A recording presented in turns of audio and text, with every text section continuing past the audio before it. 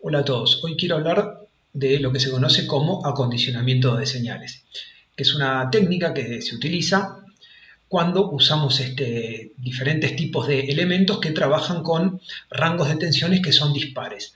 A nosotros nos va a ocurrir, sobre todo cuando trabajamos con tecnología TTL, que es la que está más acotada en el rango de tensión, y específicamente mis ejemplos van a hablar de un microcontrolador o podría ser bien de un Arduino, en el cual queremos usar el conversor analógico digital y tenemos que conectarlos a determinados sensores. Es muy común que hoy en día los sensores ya vengan compatibles TTL. Pasa mucho que consigo un sensor y muchas veces ya tiene una placa asociada que lo que hace es compatibilizar los valores de tensiones, pero no siempre voy a tener la posibilidad de encontrarlo así. Además, eso tiene un costo adicional, como suele ocurrir con todo ese tipo de cosas. Y quizás yo tenga que trabajar con un sistema que ya tenga sensores y no los voy a reemplazar, sino que tengo que adquirir datos de los mismos. Y con esos sensores, que les digo, los que no están compatibilizados, puedo caer en dos casos, que es que me entreguen más tensión que la que soporta mi lógica con la que la voy a sensar, o menos. En el primer caso puede ocurrir una destrucción física del material si yo hago la conexión en forma directa. Yo tengo un sensor, no sé, que trabaja de 0 a 20 volts, lo conecto a tecnología TTL o incluso a tecnología CMOS y lo voy a destruir. Y por el otro lado, cuando tengo una tensión que es muy baja, me puede pasar que no llegue a ser mesurable, que no llegue a ser medible o que no se pueda sensar bien y incurra en lecturas erróneas en mi lógica. Entonces ahora vamos a ver en la primera parte de lo que es el acondicionamiento de señales, que sería qué pasa cuando tengo una señal de un valor de tensión demasiado grande con respecto a la lógica que lo tiene que leer, ¿sí? El acondicionamiento en sí consiste en utilizar un circuito para equiparar los niveles de tensión. Y básicamente hablo de tensión, pues recuerden que nosotros usamos circuitos que se excitan por tensión y no por corriente. Bien, entonces, la primera parte de este video va a consistir en saber cómo funciona un atenuador para disminuir el valor de la señal y poder hacerla mesurable, en este ejemplo, con una tecnología TTL o con un microcontrolador, ¿sí? Que trabaja a 5 volts de tensión máxima. Entonces, ¿con qué nos vamos a encontrar? ¿Qué es lo que vamos a tener que armar? Algo por el estilo.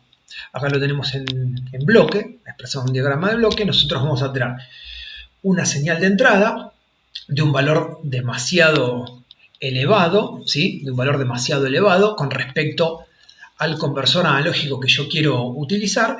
Entonces voy a tener que caer en el uso de un circuito atenuador. ¿Para qué? Para disminuir ese valor de tensión y hacerla compatible con mi conversor analógico digital. Bien, en realidad armar un atenuador es bastante sencillo, ¿sí?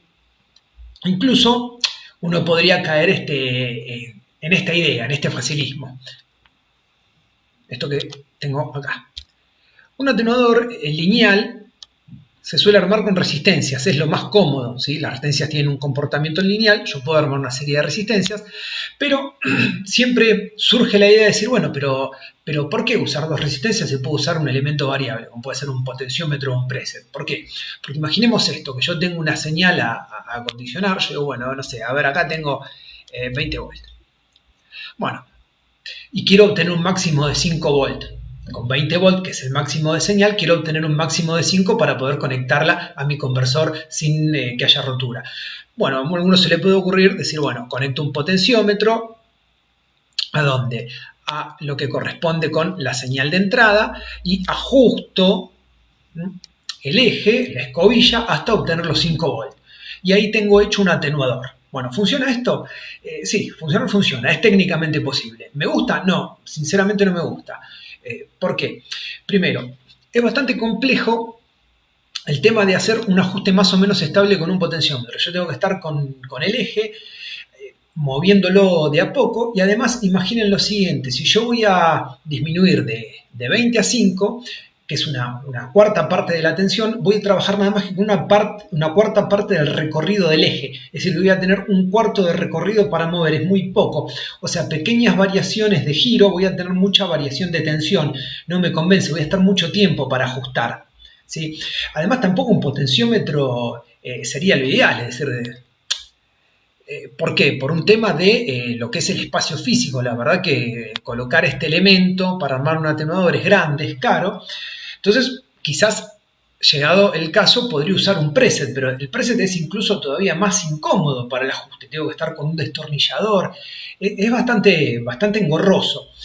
Yo sé que alguno me puede decir, bueno, podemos poner un preset multivuelta, de estos que tienen 15 o 25 vueltas para lograr un ajuste más fino. Sí, está bien, pero te regalo hacer el ajuste con el de 25 vueltas girando y girando y girando. Y además esto que tenemos acá tiene un grave inconveniente desde mi punto de vista, y es que como no hay ningún otro elemento conectado, la escobilla va a pasar del todo a la nada. Es decir, yo acá, mientras hago el ajuste, en un momento puedo tener tranquilamente, puedo pasar de 0 volt, ¿sí? Y llevarlo al máximo, que es 20. Entonces, si yo quisiera hacer un ajuste con el circuito conectado, cosa que no se suele hacer, pero si eventualmente yo tengo que conectar el circuito y hacer un retoque, puede pasar de que gire un poco de más el eje y sobrepaso la máxima tensión con la que trabaja mi circuito y lo puedo quemar. Por hacer un ajuste lo puedo quemar. Entonces yo lo que prefiero hacer en estos casos es colocar dos resistencias fijas para asegurarme de que no ocurra lo que ya cité, y en todo caso dejar, ¿sí?, un elemento en serie, un elemento de ajuste en serie para lograr un ajuste más fino. Y cuando hablo del ajuste más fino, obviamente lo ideal sería hacerlo a través de un multivuelta. Entonces vamos a hacer un atenuador resistivo, que es lo más fácil que hay, lo que se llama un divisor resistivo. Vamos a analizarlo, ver las fórmulas y ver cómo luego lo integro para que realmente se convierta en un circuito acondicionador de señales. Pasemos de página. Bien, aquí vemos el clásico divisor resistivo, simplemente son dos resistencias en serie, y del punto medio yo voy a tomar la tensión que quiero obtener. Lo que tengo anotado aquí es la fórmula del divisor. La fórmula, si no la saben, se puede deducir, es simplemente aplicación de ley de Ohm y de ley de Kirchhoff. Yo, por un tema de que el video no sea demasiado largo, no lo hice, pero si a alguno le interesa lo podemos charlar. Tengo la tensión de entrada, la que ahí llamé BI, esto que tenemos aquí, ¿sí? Es la señal que yo quiero acondicionar. Y lo que voy a hacer es calcular estos dos valores de resistencia para obtener la tensión deseada. ¿Deseada desde qué punto de vista? Bueno, desde mi lógica de control. Entonces, en un ejemplo, o para que sea más interesante el ejemplo, vamos a suponer que yo tengo una señal que va a variar de 0 hasta 50 volts, que es obviamente bastante elevado, ¿sí? Y eso yo lo quiero transformar, obviamente, para que pueda trabajar un microcontrolador en una variación de 0 a 5 volts. ¿Sí? Bien, entonces, volvamos a la fórmula del divisor resistivo. Lo que tengo es esto, para calcularlo en forma sencilla, BI voy a llamar a la tensión de entrada, y como estas la llamé R1 y R2, la tensión que va a alimentar después, o alimentar no, la tensión que va a ser mesurada por el conversor analógico digital, es la que llamé BR2, le podría haber dado obviamente cualquier otro nombre. Y la calculo con esa fórmula que está escrita ahí, ¿sí? BR2 es igual a BI, la tensión total, por B2 sobre R1 más R2. Fórmula del divisor resistivo. Ahora bien, yo me voy a encontrar con que los datos van a ser otros. Es decir, ¿cuáles son mis datos acá? Evidentemente, mis datos son estos que yo tengo acá. Yo tengo BI, que en este caso son 50 volts, y el otro dato va a ser BR2. ¿Por qué? Porque es la tensión que yo quiero obtener. Siempre van a ser esos mis datos, ¿sí? Entonces, es evidente que voy a tener que recurrir a un despeje matemático. Si despejamos y operamos un poco la fórmula, nos vamos a encontrar con esto, ¿sí? Que voy a llamar a el cociente entre B1 y BR2, lo voy a llamar a T porque va a ser el factor de atenuación, y que eso es igual a 1 más R1 sobre R2. Como tengo dos incógnitas que van a ser R1 y R2, lo que voy a hacer es básicamente lo mismo que venimos haciendo siempre que nos encontramos con estas ecuaciones, que es tomar un valor y asignárselo arbitrario a una de las resistencias y despejar la otra. Entonces nos vamos a quedar finalmente con esta ecuación, donde R1 va a ser igual a la atenuación que yo quiero conseguir menos 1 por R2, que surge simplemente de un despeje. ¿Cuál va a ser mi valor de atenuación? Bueno, obviamente lo que venimos diciendo acá es la relación entre las tensiones, que en mi ejemplo, ¿qué va a ser? Van a ser esos 50 volt que yo tengo de valor máximo de tensión sobre 5 volt, que es el valor que yo quiero obtener, ¿sí? Entonces, voy a cancelar, voy con volt y dividimos o hacemos una simplificación y vemos que voy a tener un valor de atenuación de 10, ¿sí? Adimensional, me quedé sin unidad. Mi atenuación va a ser 10, ¿sí? Obviamente estoy hablando de este ejemplo, ¿sí? Que tengo que reducir de 50 máximo a 5, tengo una atenuación de 10. Entonces, con ese valor como dato y eligiendo un valor arbitrario para R2, voy a proceder a hacer el despeje y hallar el valor de R1. Entonces, ya tratando de reemplazar en la fórmula, ¿sí? Acá que tengo, los 10 de atenuación, recordemos la fórmula, esto corresponde a la atenuación, ¿sí? Y lo que hice fue elegir para R1 este valor totalmente, para R2, ese valor totalmente arbitrario de 10K. Siempre voy a tratar de elegir una resistencia relativamente baja, ahora les voy a comentar por qué, que esté en el orden de los 10K, en un 10, 22, 30 y algo, 33, por ahí. Tratemos de no llegar incluso a los 100, siempre por debajo con lo posible. Reemplazo en la fórmula y me va a dar un valor que ya sabemos que tendría que tener mucha suerte para que me dé un valor comercial, ¿sí? En ese caso me da 90K. Bien, ¿qué voy a hacer para obtener esos 90K? Porque acá no me convendría poner una de 100K simplemente o 82K porque son los valores más cercanos, porque voy a tener una variación bastante importante después en la tensión. Si yo quiero hacer una medición precisa, no me conviene tener una diferencia muy grande. Entonces lo ideal sería, bueno, o hago una asociación de resistencias para obtener eso, o como les dije antes, sí usar un elemento ajustable. En este caso yo creo que lo más conveniente sería hacer esto como vemos acá. Es decir, formar el valor a través de esto que tengo ahí, ¿sí? Una resistencia fija que en serie tiene un elemento ajustable, de preferencia sería el multivuelta. Entonces poner R2, una resistencia de 10K, como me dio en el cálculo, ¿sí? Y luego elegir, acá tenemos los 10K que van a representar R2, y luego elegir una resistencia fija y una ajustable para obtener los 90. ¿Lo puedo hacer simplemente con un ajustable? Sí, ya lo dije antes, lo puedo hacer. No me gusta por lo que ya mencioné. Puedo hacer el ajuste y un día pasarme un poco de tensión y además siempre voy a trabajar con muy poco recorrido porque lo que quiero obtener son fracciones de la tensión. Entonces yo prefiero utilizar una fija que tenga el mayor porcentaje de valor y luego un preset o un preset multivuelta que sea ajustable. Sobre todo así porque tengo un ajuste más fino, una variación más delicada en los valores de tensión. Entonces, ¿cómo voy a lograr los 90K? Bueno, puedo poner una resistencia de 82K con un preset multivuelta de 10K y luego ajustarlo hasta obtener la resistencia deseada, o si prefiero medirlo sobre este punto, hasta obtener la tensión deseada. Entonces, en el ejemplo, ¿sí? Vamos a suponer que yo tengo una resistencia fija, ¿sí? Por eso el subíndice F, una resistencia fija de 82K, al que le voy a sumar un ajuste, vamos a llamarle, de 10K máximo, obviamente. ¿Por qué 10K máximo? Porque eso me da, obviamente me da 92K. Entonces yo lo voy a ajustar para obtener el valor deseado acá.